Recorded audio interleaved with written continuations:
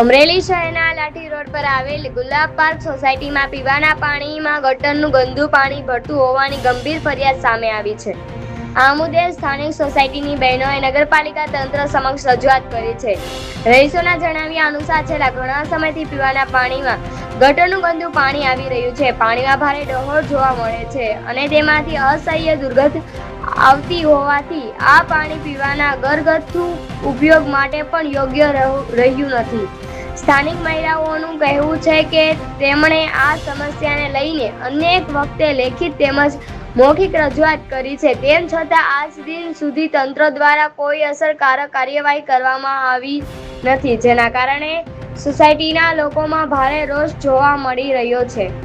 રહીશોએ ચિંતા વ્યક્ત કરવા જણાવ્યું છે કે જો આ સમસ્યાનું તાત્કાલિક નિરાકરણ નહીં આવે તો દૂષિત પાણીના કારણે ચેપી રોગચાળો ફેલાય સંપૂર્ણ ભીતિ છે। નાના બાળકો, વૃદ્ધો અને અન્ય લોકો આરોગ્ય પર ગંભીર અસર પડી શકે છે।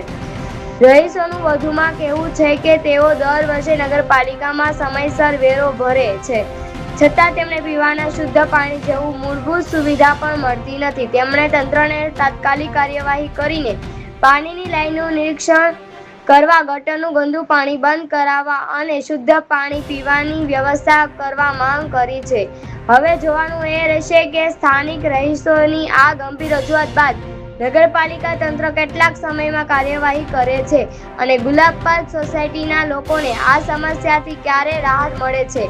અમરેલી જિલ્લા બ્યુરો ચીફ ઇલિયાસ કપાસી, અમરેલી।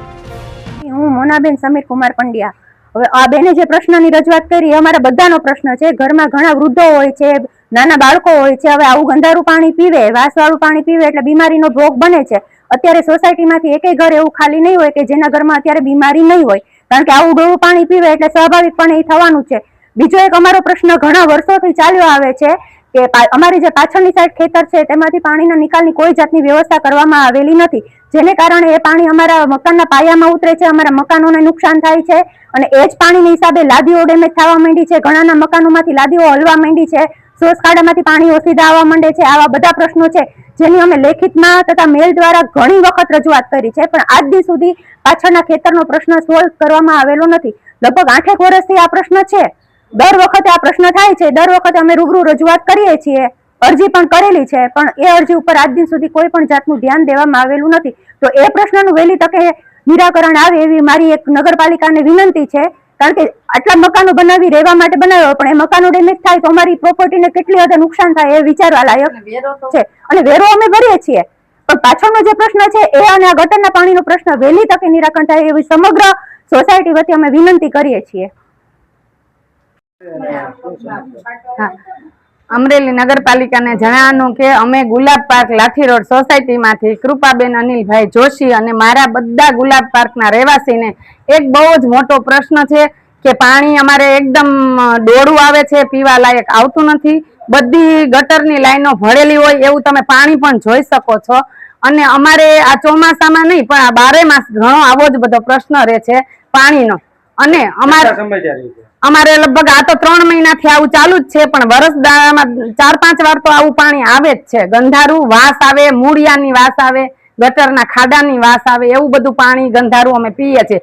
વેરો અમે ટાઈમસર ભરીએ છીએ, નથી અમારે સફાઈ કર્મી કોઈ આવતા કે નથી અમારે કોઈ લોકો અહીંયા ક્યારેય ઉપરી અધિકારી જોવા આવતા કે ગુલાબ પાર્કમાં કેવો પ્રશ્ન છે। અને પ્લસ અમારે અત્યારે આ રોડનો જે નવો બન્યો છે એમાં અમારે કોઈ પાણીનો નિકાલ કર્યો નથી એ લોકોએ, કે નથી ક્યાંય એવી રીતના સુવિધા કરી કે આ પાણી નિકાલ થાય તો અમારે ગુલાબ પાર્ક વાળાને પ્રશ્ન થોડોક હલ થાય પાછળ। અને ગુલાબ પાર્કની સામેની લાઈનમાં બધાને પાછળનું પાણી રોડનું બધાને સોસ ખાડામાંથી અંદર આવે છે, એટલો બધો પ્રશ્ન છે। જો નગરપાલિકાને વિનંતી કે આવો બધો અમારો પ્રશ્ન વહેલી તકે હલ કરે। હા, ઘણી વખત કરી છે, વર્ષ દરમિયાન 2-3 વાર તો કરીએ જ છીએ અને ક્યારેક તો 15-15 દિવસે અમારું પાણી નું આવ્યું હોય અમે રૂબરૂ જઈ આવ્યા છીએ બધા બહેનો અને બધો પ્રશ્ન અમે એને હલ કરવા કહીએ જ છીએ, પણ આજ કરશું કાલ કરશું એવી રીતના બધા પ્રશ્ન કરે પણ પછી કોઈ કઈ ધ્યાન દેતું નથી।